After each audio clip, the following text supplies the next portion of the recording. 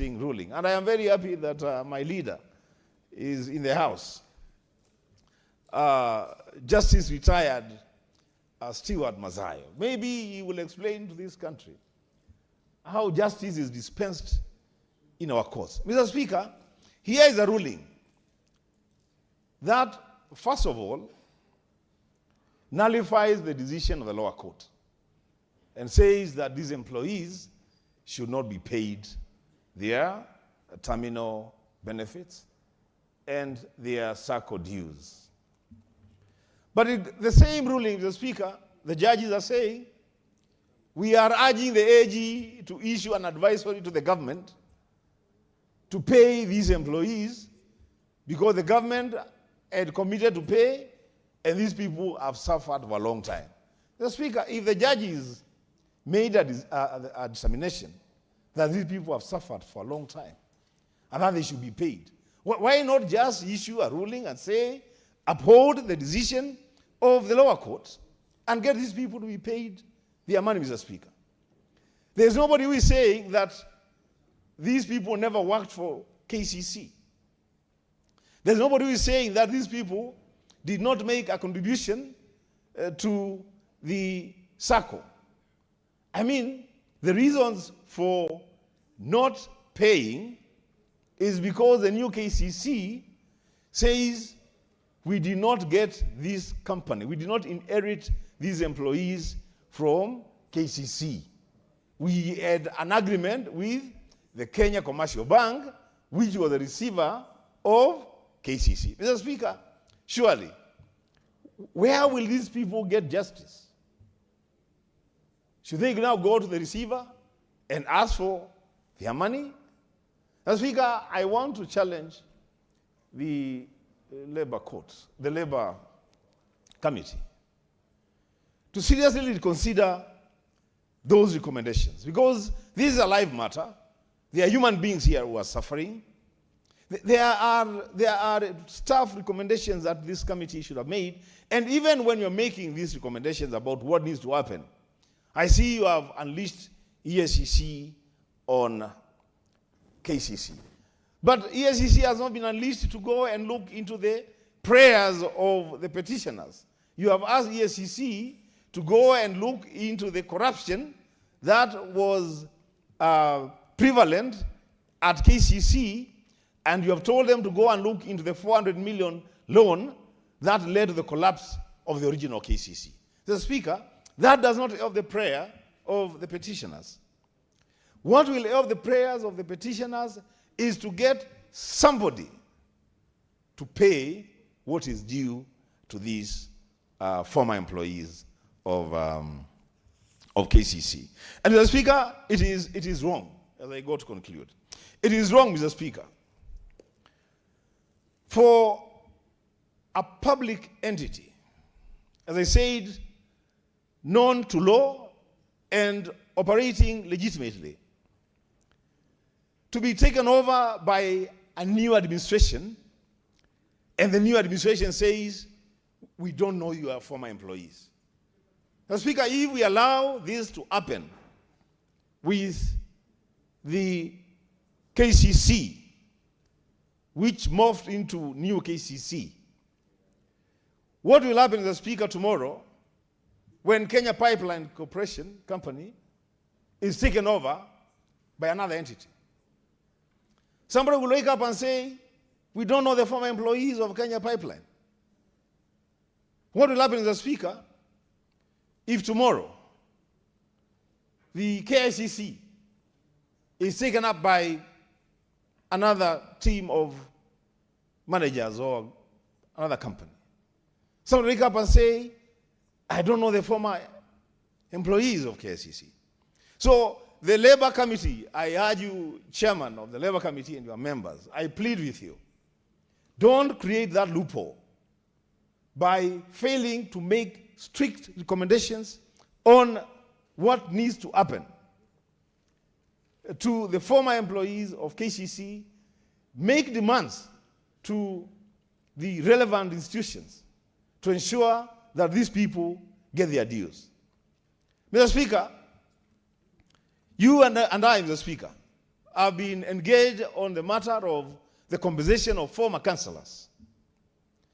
And it's very unfortunate, Mr. Speaker, that even our former colleague, the CS Treasury, when he was a member of the National Assembly, he made at least 2 attempts to push for the compensation of former councillors. And when he was elevated to the level of CS Treasury, you and I were very happy, Mr. Speaker. I remember we were having tea at the lounge and we were very happy. We were saying now our councillors will finally be paid. Because the man that we were fighting with to ensure that these former councillors are paid is now the man in charge. The man who was making prayers to the Treasury to pay the former councillors is now the man who has the final word say on the payment of the former councillors. The Speaker, to our dismay, that man has completely refused to pay former councillors. And here, Mr. Speaker, there is a resolution of this House that, Mr. Speaker, says they should be given a one-off honorarium. They should be supported for their medical schemes. Mr. Speaker, this country, we must begin to operate like human beings who care about other people. It cannot just be about us. It must also be about other people. Mr. Speaker, with those remarks, I support the motion, but I would ask the Labour Committee to really relook at those recommendations and make sure that these people get justice. I thank you, Mr. Speaker. And now the chairman of the Labour Committee is in the House. I hope you are following up a debate from the senators and also taking notes. Next is Senator Medu John.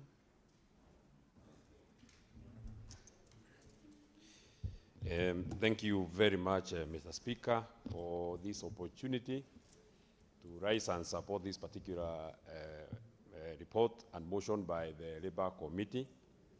And please allow me, Mr. Speaker, to join my colleagues in wishing the Catholics a happy Ash Wednesday as they start their Lent season. I'm not so sure, but I think Ramadan is also has also started or is starting, so I also wish our brothers a happy Ramadan. Mr. Speaker, sir, I am half-hearted, just like Senator Wambua.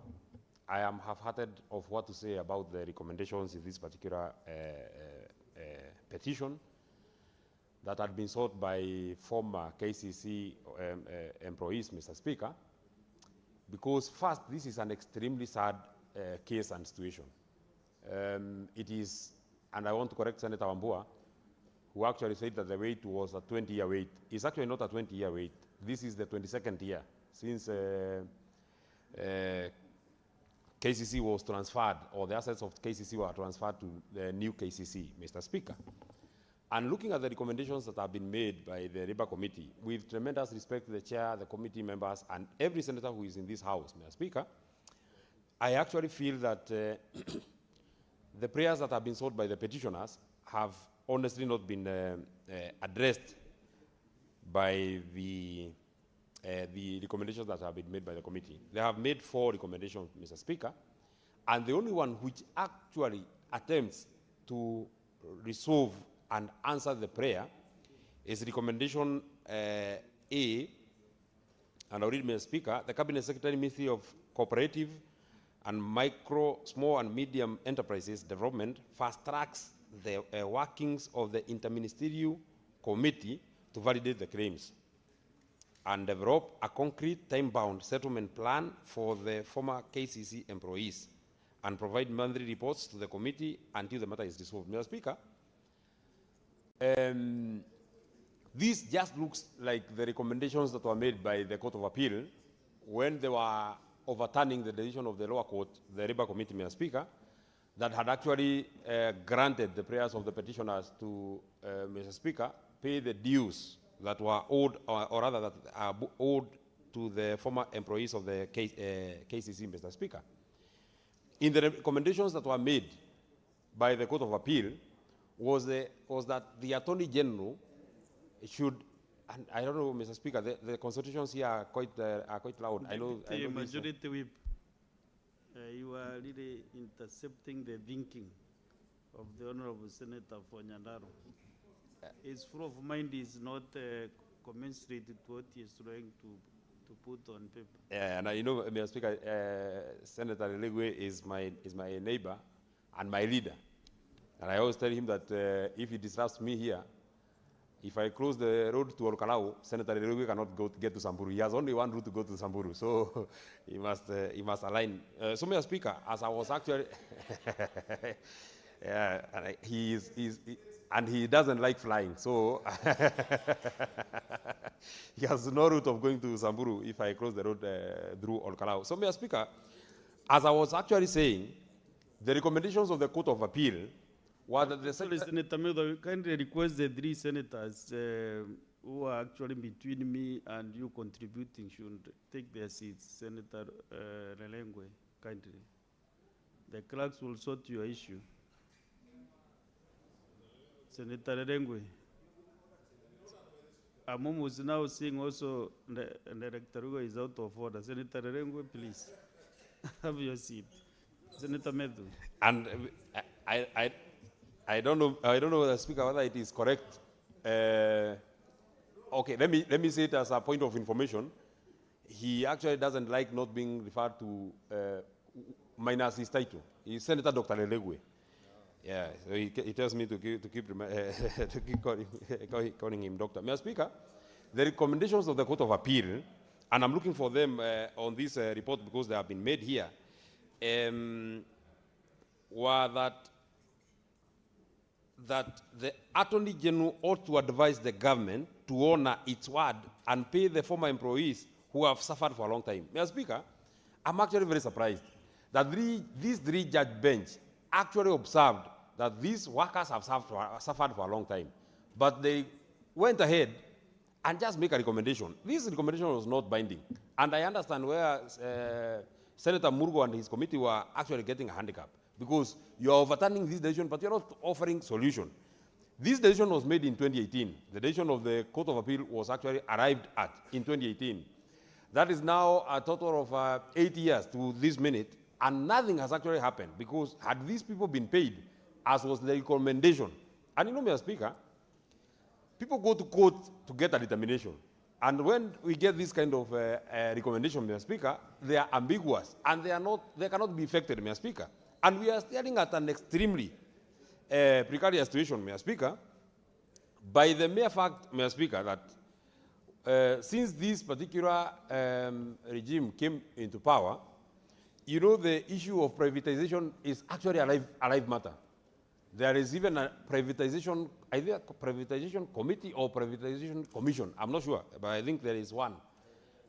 Yeah, it's a privatization commission that is supposed to look at the government parastatals that can actually be privatized. And so therefore, we are staring at a situation where workers who have actually served and worked, deductions have been made on their salaries. They have made contributions to their circles, Mr. Speaker. Just assume that, for example, KICC is being privatized, is being given to a new proprietor, Mr. Speaker, and the new proprietor would just take all the other obligations apart from these dues that are owed by the workers, Mr. Speaker, and their personal contributions, Mr. Speaker. Because when new KCC was formed from the receivership that was under KCB, Mr. Speaker, they were able to pay the farmers. They paid all the other monies that were owed to the banks, Mr. Speaker. They paid all the other suppliers. The only people who are not paid, Mr. Speaker, are their former employees, Mr. Speaker, which is an extremely sad situation, Mr. Speaker, that they have had to wait for 22 years, Mr. Speaker. As I come to winding up, Mr. Speaker, let me also mention, I have seen, and I was just thinking in my mind, recommendation number 4, Senator Murgo and your committee. I have seen that recommendation number 4 is that the Ethics and Anti-Corruption Commission and the Directorate of Criminal Investigation, within 6 months of tabling of this report, investigates mismanagement and fund misappropriation by former KCC directors, particularly the 400 million loan that cost the company's collapse. Mr. Speaker, that recommendation on the face of it looks very flowery. But I'm wondering how that recommendation can actually be implemented. Mr. Speaker, I don't even know, because 2004 is not the other day. I actually just remembered that I think 2004, I must have been a class 5 boy. So I'm wondering, Mr. Speaker, 22 years later after the committing of this crime is when we are asking EACC to investigate, Mr. Speaker. Are these people actually even alive? Are these directors who are directors of new KCC 2004 actually alive so that we can investigate them, Mr. Speaker? Is this money that, is this a recommendation actually that can be effected? How comes, Mr. Speaker, a crime was committed 22 years ago, and not even the labor court where the employees first went to in 2013, not even the Court of Appeal made this recommendation. This recommendation is being made at the Senate in, I think today is the 18th, on the 19th of February 2026, Mr. Speaker. This is 22 years later, is when we are recommending that directors of old KCC are now investigated by EACC, Mr. Speaker, 22 years later. I'm surprised, Mr. Speaker. I'm actually wondering in my mind whether these directors are actually still alive, so that we can because if they are dead, Mr. Speaker, I don't think they can be actually investigated. However, Mr. Speaker, since we must try and cure this challenge because it's a major challenge, I want to agree with the recommendations that have been made by the committee, especially the recommendation on the amendment of the Transfer of Business Act, Mr. Speaker. This must be something that we must consider, because we are the people who have been tasked with the responsibility of ensuring that we make our laws better. That is our work, Mr. Speaker. Every day we come here, Mr. Speaker, is to make the lives of the people of Kenya better, Mr. Speaker. It must be recommended, and we must move an amendment, Mr. Speaker, that as you move, as you transfer a business, Mr. Speaker, as you transfer all the other financial obligations that you are transferred to the new business, Mr. Speaker, one key component that must be considered, number one, is the contribution of employees, and number two is their pension. And for those who qualify for, I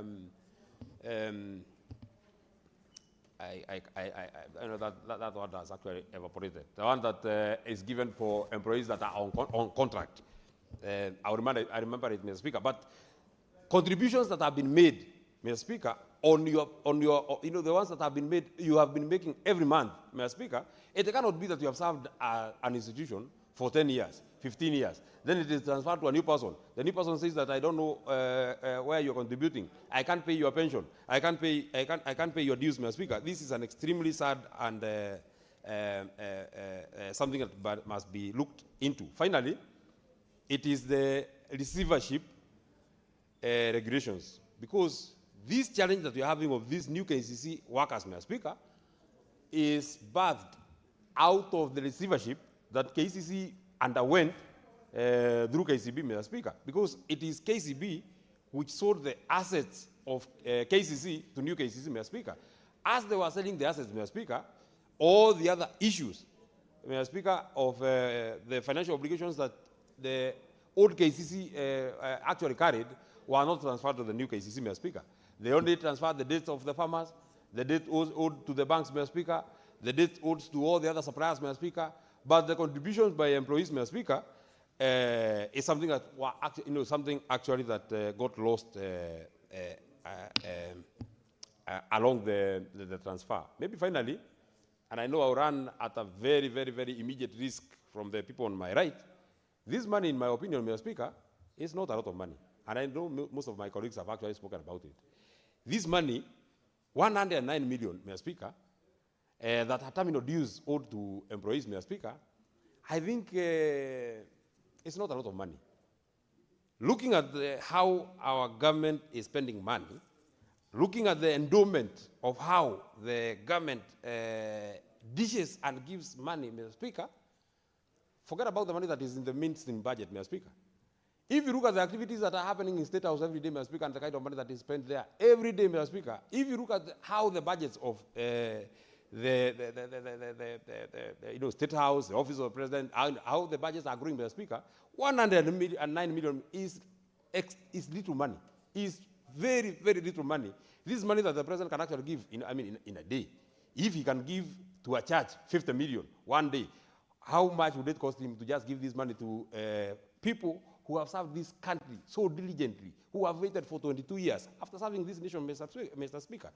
We cannot just be supporting mediocrity, and when important and critical expenditures come, Mr. Speaker, we have to take people through now the Labour Court, Mr. Speaker, next the Court of Appeal, Mr. Speaker, now they are here in the Senate, Mr. Speaker, looking at the recommendations. There is no clear and concrete resolution that we have made that looks like they can get this money next week, next year.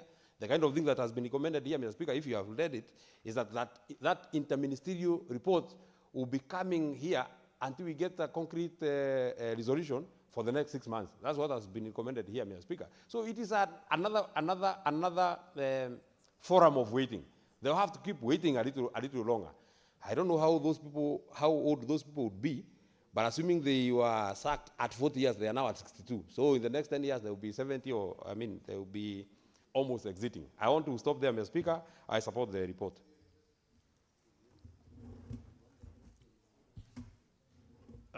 Honorable Senators, you know, I've listened keenly to members contributing to this motion, and it looks like members are not happy with the recommendations. So, you know, this motion is a property of the House, of the Senate. So instead of still lamenting and being so unhelpful to yourself and to these workers, KCC workers, still you can recommend, and the committee will be agreeable to the recommendations, as long as they sit well with also the deliberations. You can still recommend, give further recommendations, because that is why we are here. Not to lament, not to cry, not to weep, but to give solutions to Kenyans. So the chairman is here, he's also recording your recommendations. You can still further go and do more recommendations which are acceptable to the House. So next is Senator Gicheru Andy.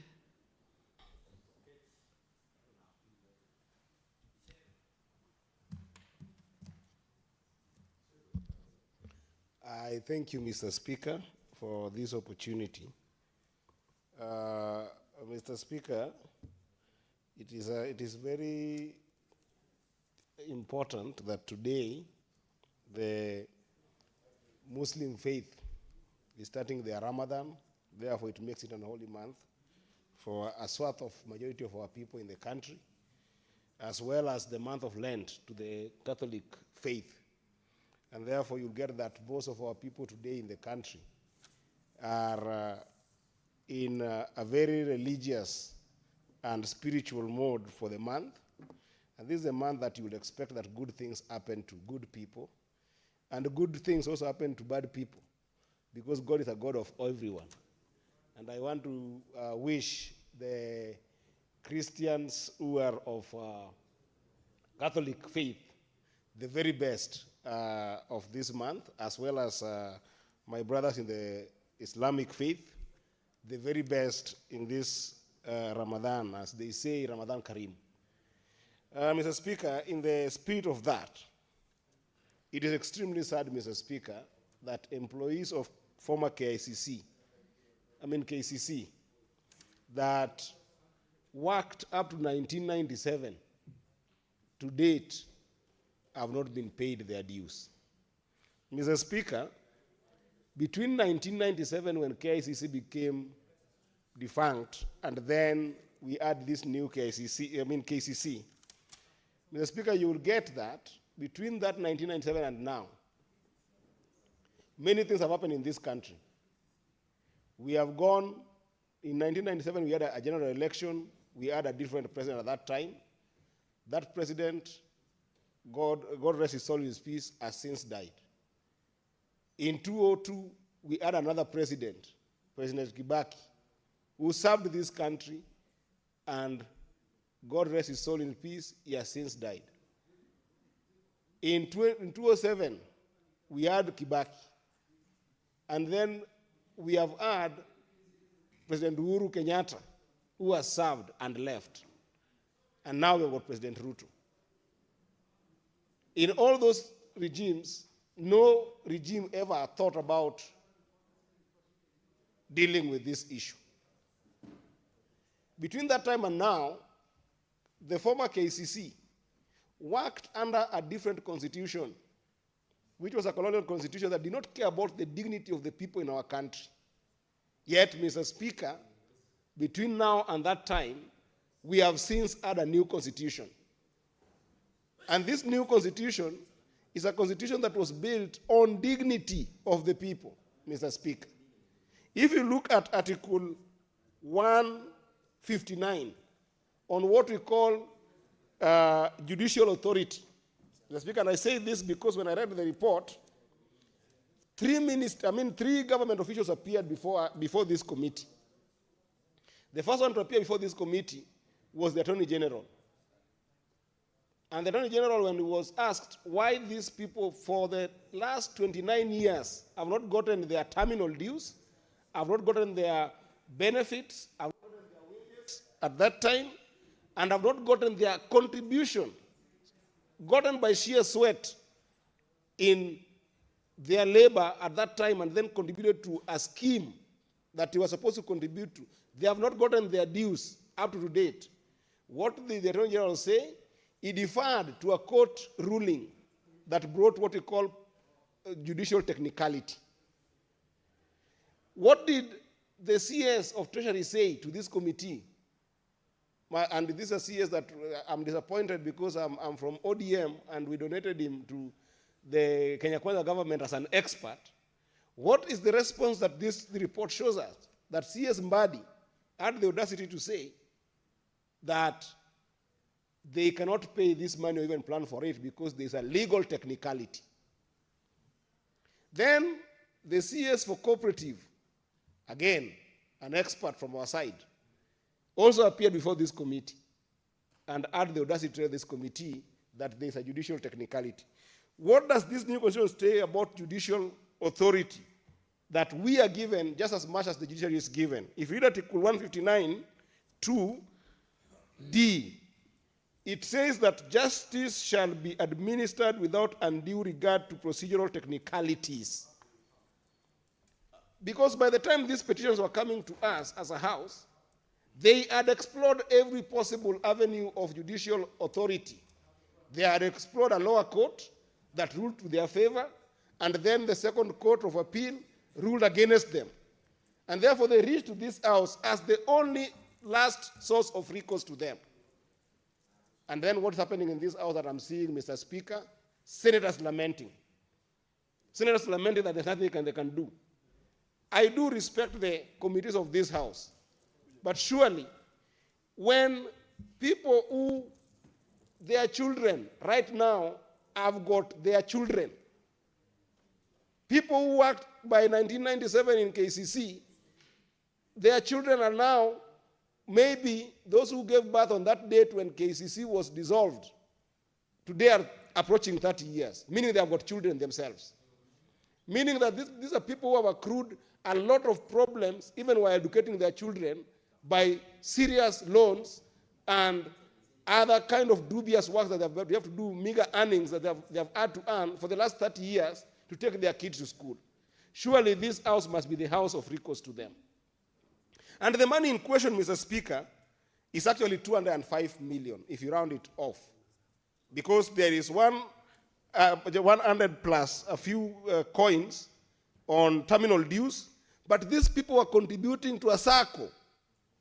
They were contributing to a circle. Mr. Speaker, I've dealt with a number of issues in CIPIC, where people contribute to circles, and people are also deducted their statutory deductions that are never remitted to respective institutions. This brings me to saying that while the petition number 1299 of 2013 was a civil petition, And I agree with what Justice Wasilwa did pronounce himself on this labor court and saying that these people must be paid on that petition that was put together by John Barry. Between 2013 and 2018, when the Civil Appeal 191 of the Court of Appeal squashed the ruling of Justice Wasilwa, that is a whooping 5 years that the new KCC did not take action on the recommendation of the court by Justice Wasilwa. What is that in law? It's criminal. It's court contempt. So the first thing I was expecting the committee to do is to interrogate what happened in those years. Why didn't KCC, the new KCC, take action on the court decision by Justice Wasilwa? What were they hiding? And those people who were at that time the administrators of this institution must appear before this house and explain to this house why didn't they pay for those 5 years a court ruling that was clear about paying those people who were supposed to be paid. That's the first question. The second question that I was expecting in the recommendation on this issue, Mr. Speaker, if I've contributed to a SACCO, I've put my money, I'm a member of a SACCO today, I'm a member of PACOSO here, I contribute religiously to this SACCO. I know that I might not withdraw all my monies and I know I'm entitled to a number of things. But if this SACCO should come to me and tell me that they are closing the SACCO, there's no money in that SACCO, there's somebody who was administering my money in that SACCO. If they don't have my money, then they must tell me where that money has gone to. If it has been stolen, I must be told that it has been stolen. So that, again, is a criminal offense, in my view, that must be treated as such. And this house must be able to invite those people on a criminal matter. They took the money of these employees in the Maziwa SACCO because they are contributions. The third issue, Mr. Speaker, is the issue. Senator Eddy. Yes. Do you wish to be informed by Senator of Kitui? The Senator of Kitui can always inform me because he's my leader in the House. I still respect him as my leader in the House. Very the well. only thing I'm not so sure whether he was working for KCC, but he should inform us at that time also whether he was around.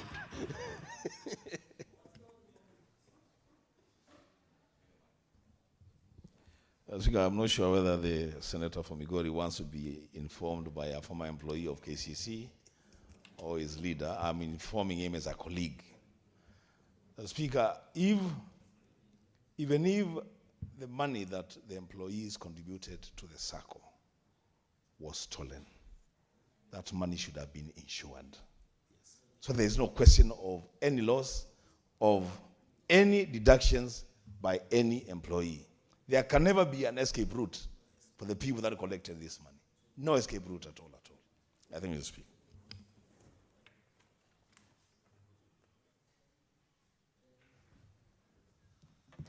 Mr. Speaker, this is why I'm telling you that I like it when my leaders inform me, because their wisdom surpass some of us who just came to this house recently. You know, he's a ranking member and he's going to be a governor in Kitui. And I think that information is in order, Mr. Speaker, that there should have been all possible ways put to make sure that those contributions are safe. I think that's the point that my senior is sharing here. And I think it is in order, that information is in order, because, Mr. Speaker, if you read Article 41 of the Constitution, under labor relations, it says every person has the right to fair labor practices. Among those, it says that every worker has got the right to fair remuneration, has got a right to reasonable working conditions, and then if you go all the way to 4, it says they have got a right to join any trade organizations, and any employer has the right also to engage them in a collective bargain agreement, as well as to determine its own administration and programs and activities, and to organize and to form and to join any federation.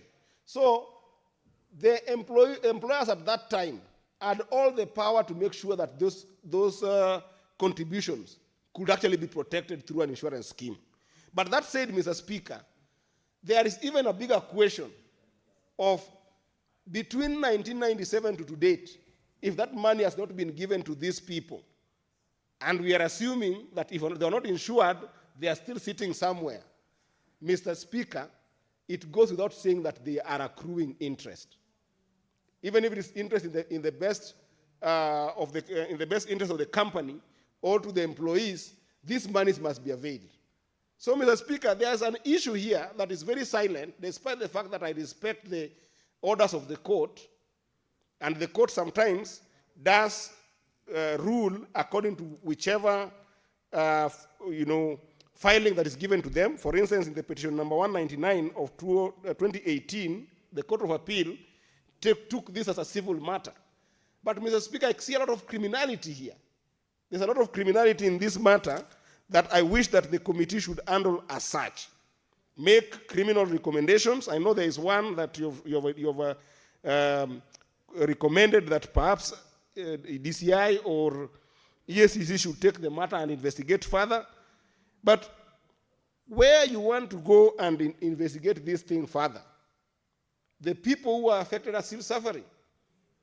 If for 30 years they have not gotten any recourse, even in court, how do we as a house wash our hands and say, let the DCI or ESCC further interrogate this matter? Mr. Speaker, we have got all the instruments of law to be able to bring this issue to conclusion and be able to compel those who are responsible to actually pay these people. Because, Mr. Speaker, if you look at the Employment Act, Section 35, 1C, on termination of contracts, it talks, first of all, about notices that must be given within 28 days. And when those notices are given to people, that section says that they must get their immediate wages and benefits that are due to them at the time of termination. Where am I going with this, Mr. Speaker? If the claim of the courts as is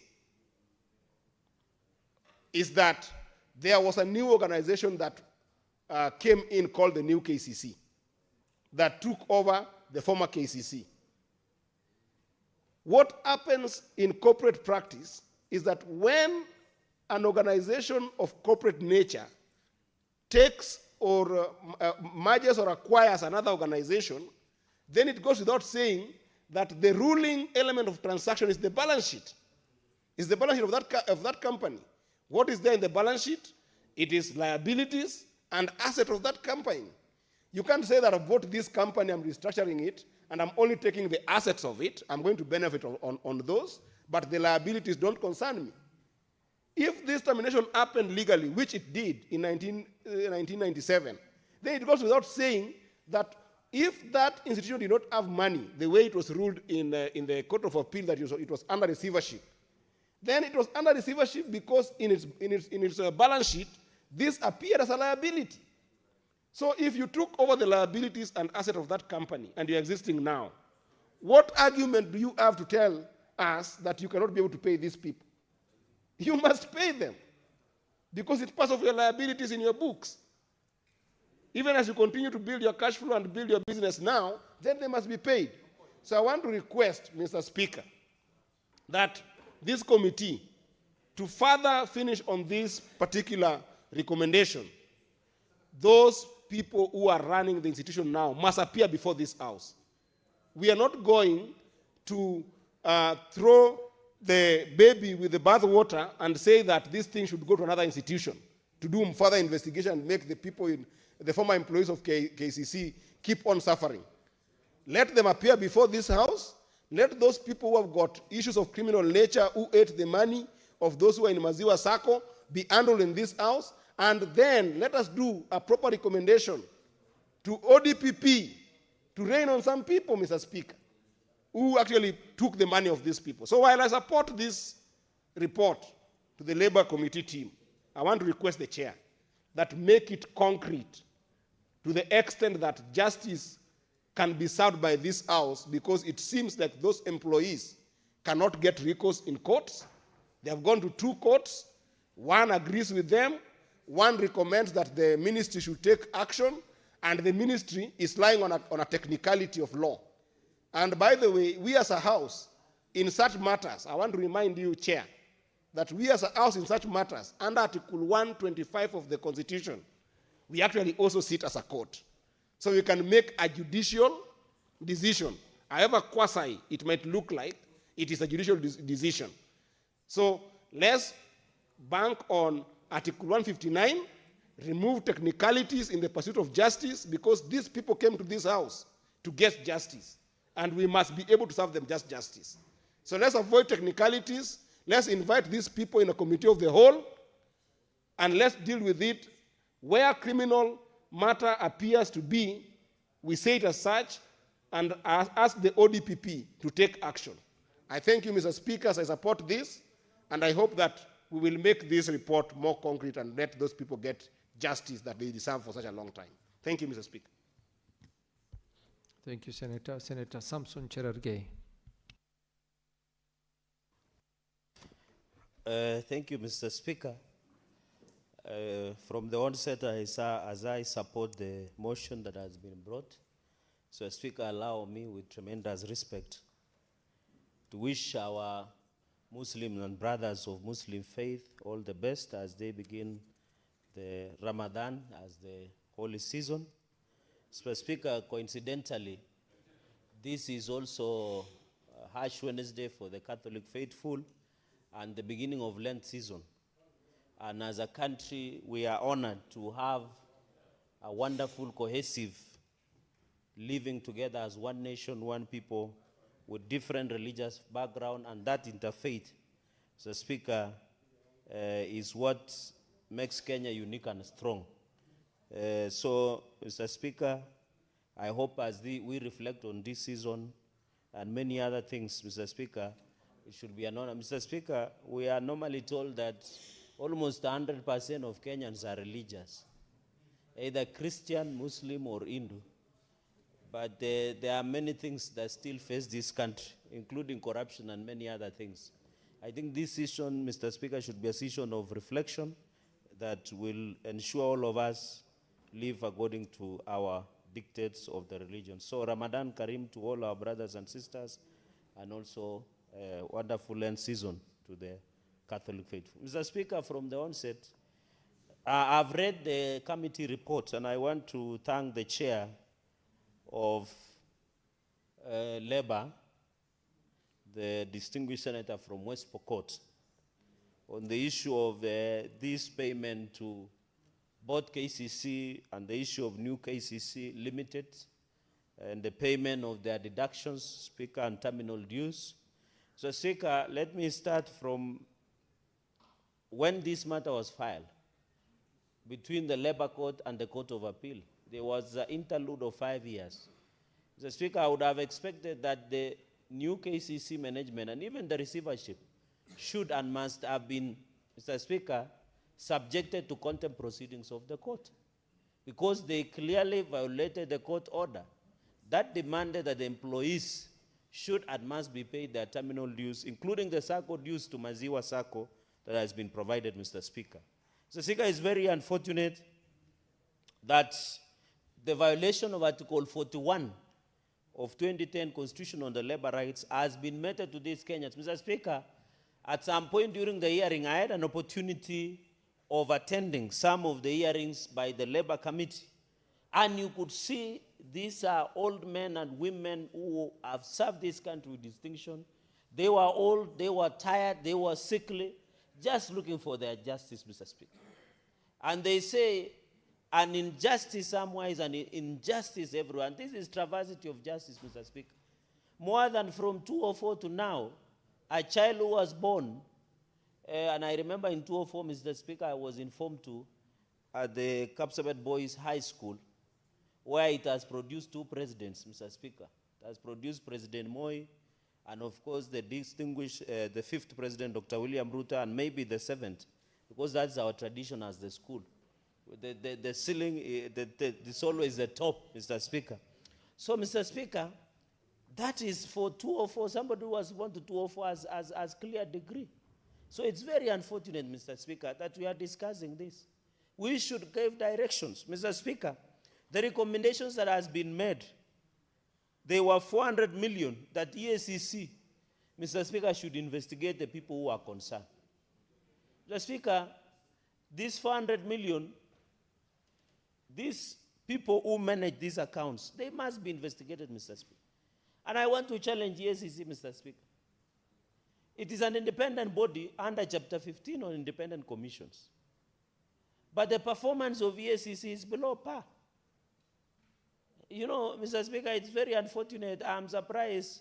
In fact, we should have recommended DCI to investigate these individuals and prosecute them to Office of the Director of Public Prosecution, Mr. Speaker. Because the biggest problems we face in this country is because of EACC inaction. The other day, we are protectors of devolution under Article 96, is to protect. But the biggest threat to devolution today is corruption, Mr. Speaker. But EACC is doing absolutely nothing, whether they are in cahoots with the offenders of the law of corruption. And you remember one of the biggest campaign strategies of President Kibaki in 2002 was zero tolerance on corruption. And in fact, Parliament then, after 2002 general elections, they enacted Anti-Crimes and Economics Act of 2003, Mr. Speaker. But today, the biggest threat to development, to functionality of devolution, and even success of this case is non-inaction of EACC. Mr. Speaker, and coincidentally, EACC has normally been led by religious leaders. So I don't understand. Because this 400 million, Mr. Speaker, as we talk today, we should be told that there are recovery proceedings. In fact, Mr. Speaker, in the fight against corruption such as this, we need, Mr. Speaker, one, to arrest these people. Then the ODPP begins recovery proceedings. The only way to finish corruption in this country is when 400 million were being stolen. You also jail people, do recovery proceedings, and ensure interest is paid to the money that is stolen. If this 400 million was stolen 25 years ago, Mr. Speaker, these people should pay close to 1 billion to Kenyans so that we punish and ensure the corruption is punished and banished in this republic, Mr. Speaker. Mr. Speaker, and therefore I challenge the EACC to do their job. If they need more resources, Parliament can always allocate and appropriate enough resources to EACC. And that is why, in fact, we need to form, maybe, in fact, in future, Mr. Speaker, the EACC and DCI should work together. Because sometimes white-collar crimes are not easy to fight in this country, Mr. Speaker, because of money laundering. These people, you know, tracing of the money, the issue of money laundering is becoming a problem in the fight against corruption, Mr. Speaker. Mr. Speaker, number 3 on the issue of these workers is that the issue of statutory deductions and terminal dues. This is an employment under Labor Relations Act, and the Employment Act is very clear that terminal dues must be paid. Mr. Speaker, I think this is long overdue. The issue of statutory deductions and to Maziwa Sacco. Mr. Speaker, there is a problem with our SACCOs in this country, because most of the SACCOs are collapsing with the people's money, as you are aware. And that is why we passed the SACCO Societies Act, Mr. Speaker. It is now SACCO Societies Regulatory Authority must be called to order, or what we call SASRA, because it's their duty to ensure the SACCOs are properly regulated. The fact that Maziwa Sacco, Mr. Speaker, took money that belonged to the people and belonged to many people, Mr. Speaker, is a very unfortunate, and they should have paid, Mr. Speaker, because this was Kenya shillings. Provident Fund was Kenya shillings 204,471,555 shillings and 20 cents, plus interest, were Provident Fund that were paid to Maziwa Sacco. We have a problem with SACCOs in this country, Mr. Speaker. We need ZASRA to be on the lookout to ensure SACCOs that do not comply with the regulations that are provided by the law, Mr. Speaker, should and must be provided for. And, Mr. Speaker, it brings me to the point of statutory deductions. Mr. Speaker, many counties, and by the way, this is how people are stealing money. Because we were asking control of budget, and I know the distinguished senator of Narok knows this. When you you request money to control our budget, you don't request in net, you request in gross. So what counties are doing, they do statutory deductions and they don't remit to the relevant statutory, including KRA, NHIF, SHA now, NSSF, Mr. Speaker, and I'm happy the President has done something about NSSF. For the first time, the pension has grew by more 1,000 plus growth, unlike for the last 60 years, Mr. Speaker. So this issue of statutory deductions, and I want to request the EACC and DCI, or people who deal with Economic Crimes Act, where counties deduct the money, but they don't remit. That's an offense, that's corruption, Mr. Speaker. Because how do you take the employee's money and you don't remit? It means it has been stolen, and that is 204 million shillings plus was stolen, and they should be ensured that they recover that money with the interest. This should to the employees, and therefore Maziwa Sacco and all the directors, because there was what we call culpability, dereliction of duty by the directors of Maziwa Sacco, they must be brought to order. Mr. Speaker, I want to appeal to SASRA to be on the lookout and ensure that the regulatory authority should be in phase, Mr. Speaker. Mr. Speaker, curiously in the morning, I was following the distinct senator of Makueni, and he said a very strange statement that I've never heard in my life. He said it is better to pay these employees than to give nyota to young people, to give Inua Jamii to our old men and women in the villages. That is the worst statement I've ever heard from a leader, Mr. Speaker. All tremendous respect. Does it mean our old men and women do not have right to get Inua Jamii? Does it mean the young people, and I'm happy I saw you supporting the president when he came to Garissa, and you spoke passionately on how Nyota can improve the lives of young people in Garissa County. And I want to thank the president, because Nyota program is now accessible to all Kenyans. The president has gone across the country. For the first time, the northern Kenya, which has been ignored since independence, Mr. Speaker, are now getting opportunities similar to all Kenyans, including roads, including Nyota program, where the president was in Wajir, was in Mandera, was in Garissa, your county, Mr. Speaker. We must applaud the president. And I heard somebody saying, why is the president going to give Nyota funds? That's the work of the president. You wanted the president to babysit or to drink chai and mandas in State House. The president we have wants to go. One of the role of a leader is to go and see your people and ensure they get, and that is what the president is doing, Mr. Speaker. And I want to request the senator, although, you know, these formations that we have in the country, like disunited or united opposition, I think they don't have an agenda. I think they don't have a plan.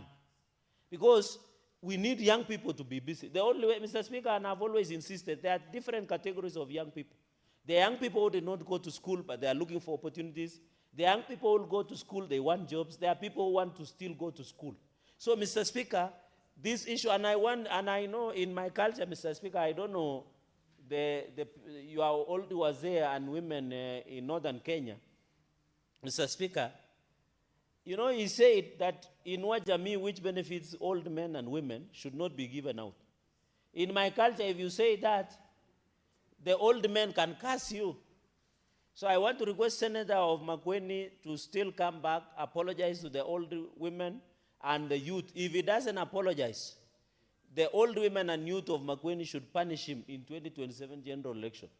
And in fact, it is dangerous because old men can just stem a matter and you are cast, Mr. Speaker. So he needs to be careful. Let us, Mr. Speaker, let us complement as leaders. So in this payment of terminal benefits, contribution to Provident Fund, Mr. Speaker, the SACCO dues and the Arambe SACCO we saw, and I know colleagues whether they are aware of the crisis that we saw in Arambe SACCO, this issue of SASRA, they must come out. Mr. Speaker, it is very unfortunate. There is another parastatal by government called Kenya Post and Telecommunication, Posta. The employees have not been paid up to date, Mr. Speaker. There has been delay of salaries to the Posta employees. The management and the minister concerned of ICT, I don't know, is it the former governor of Kiambu, must ensure the Posta employees are paid their dues, Mr. Speaker. It is unfair. Kenyans have school fees to pay. They have medical bills to pay. They have personal rent, Mr. Speaker, and yet they are not being paid. So the Posta, Mr. Speaker, must come and ensure that we look focus the employees. Mr. Speaker, we want, and I think, Mr. Speaker, it drives me to my final point. Mr. Speaker, there is the law that we passed, the Privatization Act of 2025, number 18 of 2025. We passed the Privatization Act. Mr. Speaker, the argument of SAGAs or government has been that there is too much expenses in our parastatals. And I heard my colleagues complaining that the government is privatizing. The reason privatization is being done, Mr. Speaker, is to allow some of these parastatals to function, including payment of the employees. One of the aspects that the Privatization Act has given into place is to ensure the process of privatization is made and per the law. What you see, the transit between KCC and New KCC Limited and the Kenya Commercial Bank must be called the Kenya Commercial Bank, who was a receiver, KCB. I know KCB is one of the established banks in this country, Mr. Speaker.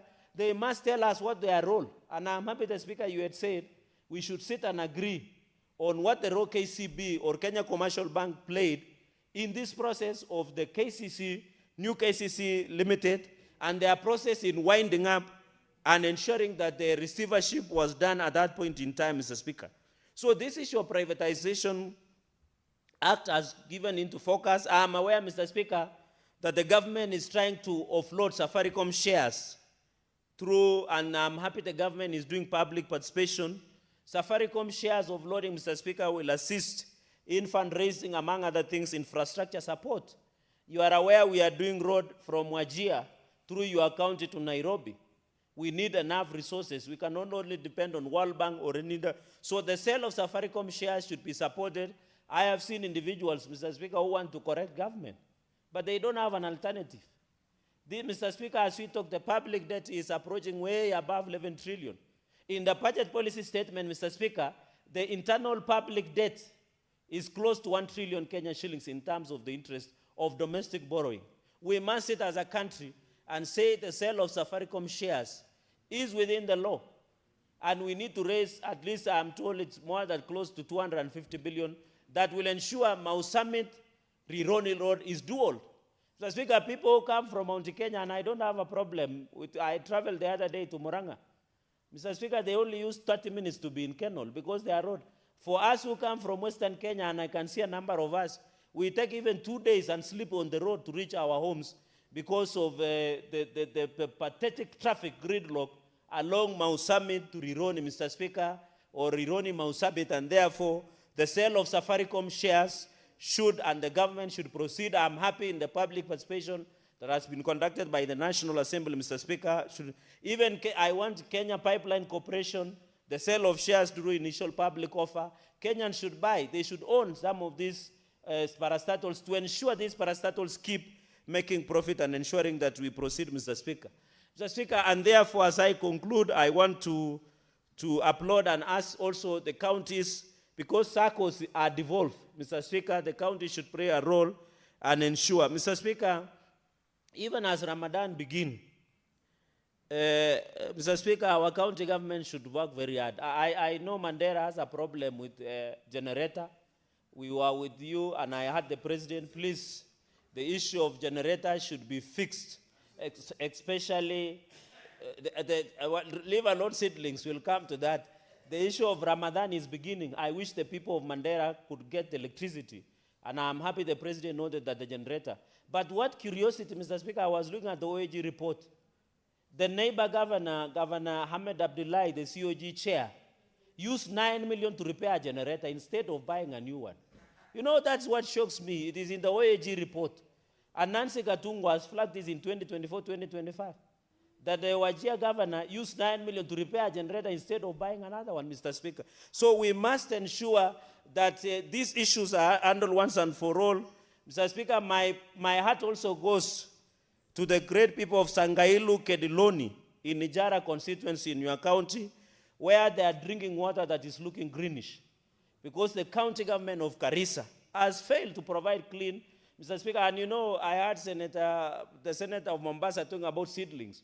That's why we were asking Mandera governor, why would you buy seedlings in Mandera instead of supplying water to the people because of drought? That is what is happening in Sangailu, in Ijara constituency in Garissa, the water should be available. I want, there it is. Maize seedlings on the other 55 million, Mr. Speaker, but I know colleagues will do that. But I'm appealing to Kenyans that access to clean and affordable water should be a preserve of any Kenyans, Mr. Speaker.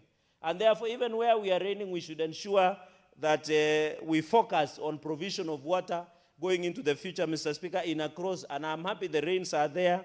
We should ensure Kenyans access, especially in this season that is coming, Mr. Speaker. Because I can see, Mr. Speaker, the issue of water, the reason I'm saying is because there is drought in the country.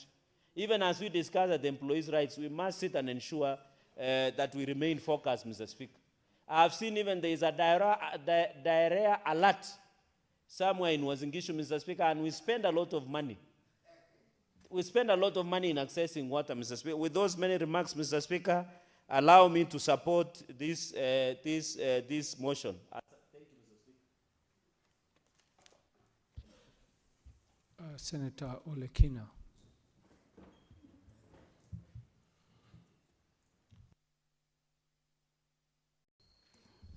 Thank you, Mr. Speaker. Mr. Speaker, I'll try to be as brief as I can to be able to critique this report. I've listened to my colleagues' submissions in regards to the direction the committee took while they were dealing with this issue of the petition. And Mr. Speaker, petitions are things that it's a right for every Kenyan. But the question that we never ask is what happens? What happens after the petition has come, petition Parliament for a matter to be heard? Parliament spends money, invite different bodies, they come in here, we go through, and then ultimately the finding of the petition is handed to the petitioner to be able to pursue. Does that really help? Mr. Speaker, I've listened to my colleagues make their submissions. And what I deduce from reading the report and also from my colleagues' sentiments is that there is an over-reliance on the morality, humanitarian aspect of this petition, forgetting the legal fundamentals of this petition. Mr. Speaker, we're in a country now where one entity is done away with and a new entity is brought into place.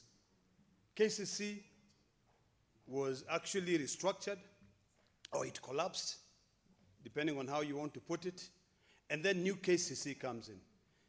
There is a legal process that ought to be followed to ensure that when a new entity is coming in place, the liabilities of the previous entity is absorbed by the new entity. Mr. Speaker, if we don't analyze this petition properly, and that is why from the onset, I would want to recommend that this House does not adopt this report and recommit it back to the Labour Committee for them to be able to really analyze on the consequences, intended and unintended, of adoption of this report. Mr. Speaker, we currently have staff who used to work with NHIF, is it NHIF? And now they have moved to SHA. Soon, Mr. Speaker, you will hear people coming up and saying that their dues, their terminal dues, their SACCO deductions were not remitted, or they were not transferred to the new entity. The courts have already pronounced themselves. Mr. Speaker, I want to speak directly to the petitioner and tell the petitioner, you did a very good job. You did a noble thing, because most of the contributors of those circles are aging. I can empathize on the situation. But the reality is this: I want to be practical on what is going to help you and what is not going to help you. I've been in this Senate for quite some time, and I've gone through petitions that have been brought to this House. One of them, which was very, very emotional, is the one of former councillors, where Treasury came in here and said, we do not have a legal framework to be able to compensate them. This one will fall in the same, what do you call it? category. And that is why it is important, Chairman, that this report be recalled, not adopted, so that you can strike a balance between the legal challenges and the humanitarian, moral, or morality. You have to strike a balance between the two. And my view is this. These staff benefits, provident funds, and related dues, which are coming up to about 204 million. Is it 205 million or 204 million? Without even calculating the issue of interest. The first thing to do is to go back to the law and say, what did the Court of Appeal say? In terms of the legality, there are statutes that dictates on how entities are transferred from being one to another. I think I drafted them down here. Let me refer back to my notes. We've got, in fact, when you look at back in terms of the Court of Appeal 2020 ruling on Civil Appeal number 191 of 2018, which, in its wisdom, the judge absolved new KCC of all KCC liabilities under section 3, 1, 2, and 8 of the Transfer of Business Act, Cap 99. The first question you must ask yourself is this. Are we the ones in this parliament who hinder people from getting what is rightfully theirs?